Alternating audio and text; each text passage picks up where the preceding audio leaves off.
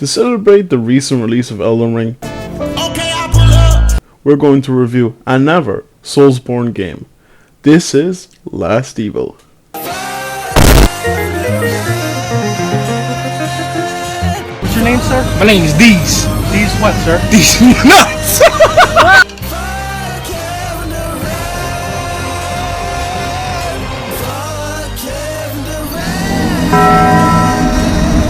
Bitch, I'm Lil B. Thank you, based god. Now, before we begin, sorry for the short absence. I swear it wasn't just me ODing on lean and fucking taking drugs. I was just lazy and trying to hunt down Kevin Durant. Fuck that guy. Now, onwards to my very fur and important review. Let's get right into the news! As a roguelike reboot of Bloodborne, you play as a new hunter, Chris Redfield, coming to the setting of the original Bloodborne, modern day England, 20 years later, after hearing there's another advanced biological weapon to punch to death, and to hunt down Kevin Durant. Fuck that guy. Unfortunately, this weapon was not a boulder or innocent civilians. It was something that even he couldn't stop. Femboys. Chris Redfield wasn't ready for such an enemy, and was captured by the world-ending threat. Then was injected with the disease, and thrown into the pits of not quite a sex dungeon, breaking free and setting out on the most important mission of all, continuing the Redfield bloodline. Europe, Asia, Africa. Chris Redfield, an agent of stars, visited these and all other continents the world had to offer, and yet he still met only one man worthy of One day you will have to answer for your actions. I left everything you need together and mine. Now To this end, Chris is trying to get with anyone willing or unwilling to get with him to ensure that the Redfields continue and getting Kevin Durant. Fuck that guy. This is him on a journey, murdering and slaughtering his way through the same cracked ends that was played through in the first Bloodborne game, but removing the worst bit of Soulsborne games, the combat. Oh my god, what am I doing? And replacing it with cards, making it objectively better in every regard. To explain the way Chris Redfield uses his cards, what have you played the game Slay the Spire? Now that we have combat out of the way, let's move on to combat. The combat is surprisingly good, using cards for both attack and defense, maximizing your attack stats while trying to maximize also your defense stats. Mix and matching cards that work well together, trying to find combos, and throughout your adventures in, kind of literally a sex dungeon, you find cards and you create a deck that works quite well, making it something unique to the Soulsborne genre. Fun. Unfortunately, fitting into the rest of the Soulsborne genre, the bosses are fucking bullshit, and it's about as fun as knowing that Kevin Durant exists. Fuck that guy. Being very satisfying when you manage to get a boss to fuck off and die. Combine this with the exact dungeon mechanic from Darkest Dungeon, and you have a pretty good addiction loop. But the game as a whole is just complete bullshit in a good way. Like, you know, the kind of way where you have 5 health points to complete the rest of the game over 100 missions, this sort of thing. Yeah, it can be quite challenging. The card art itself is actually rather nice. I like to think of the cards as just some weird, slightly perverted adult line of Yu-Gi-Oh cards. Or just like regular Magic the Gathering cards, I guess. Now that is both a compliment on how well they work together and how well they look. But I have some complaints first off. When you start playing the game, you have exactly like 2.5 cards to fight, making your first 2 runs literally like death-defying impossible, which can turn some people off.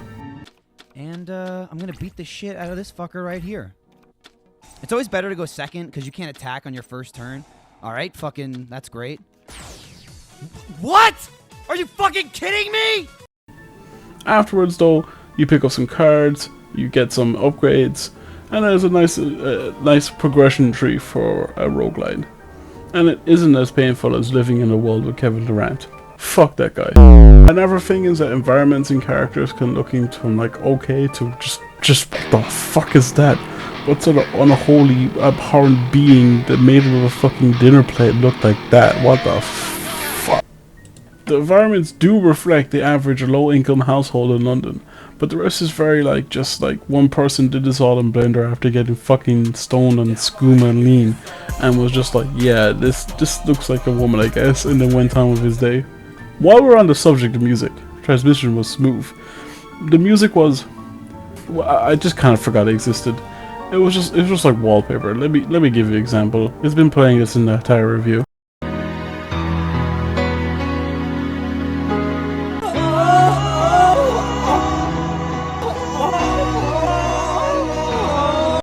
I recommend trying on your own Hentai Times approved tunes and just having the time of your life. Or, just a thought, you could throw on one of the Hentai Times live streams instead. Ad break.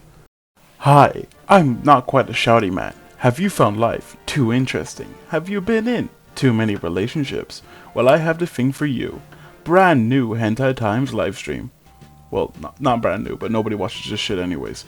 Come down to watch me play games that were made before you were born, and to speak roughly 10% of 5% of the time.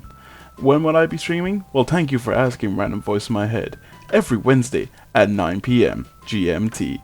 Can't remember that? Well, don't worry, it will be posted in the Hentai Times community Discord, link down below.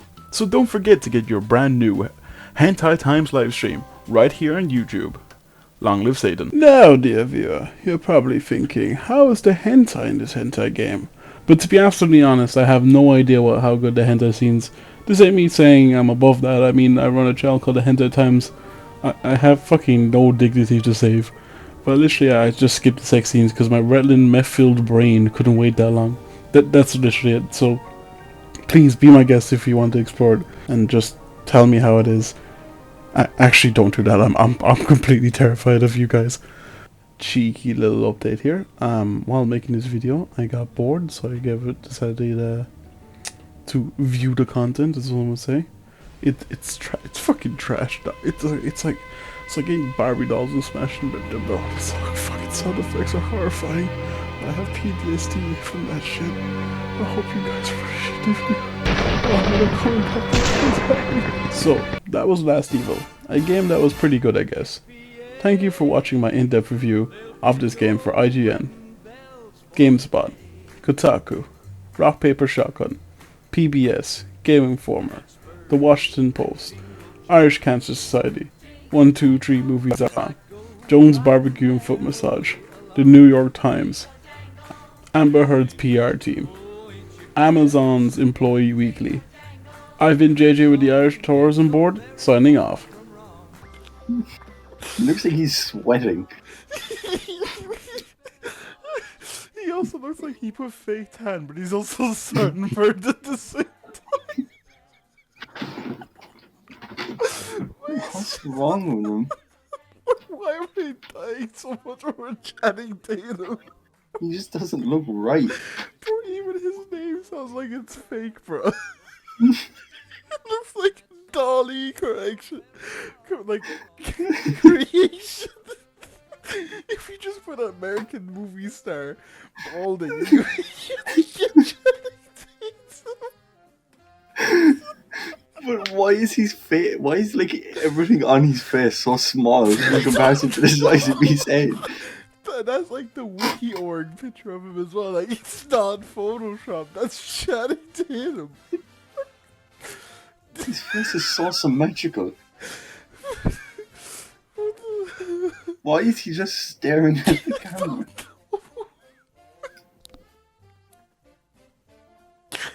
Oh, thank you, Channing Tatum, for existing.